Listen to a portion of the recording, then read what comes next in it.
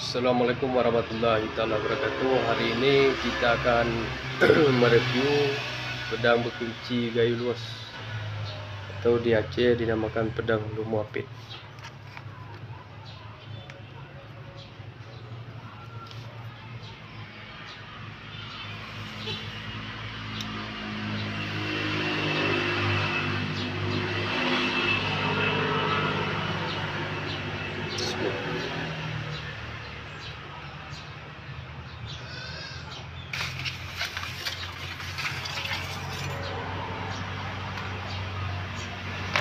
Ini dia bilahnya, bilah baja asli.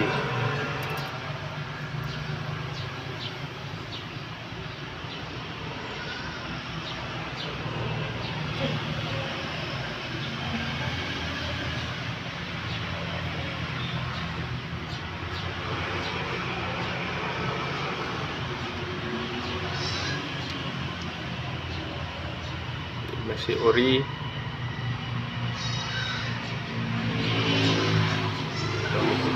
Cek gayu luas.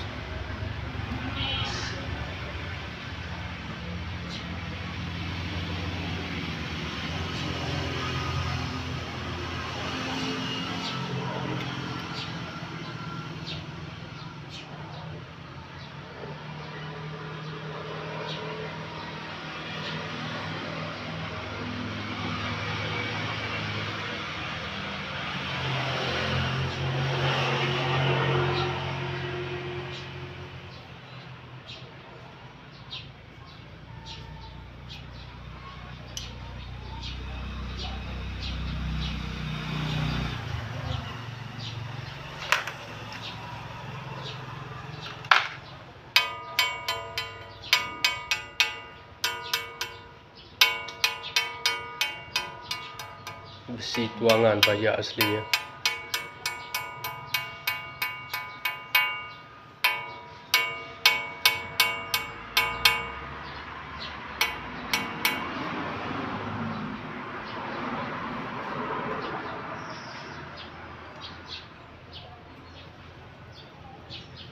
Terima kasih. Assalamualaikum warahmatullahi wabarakatuh.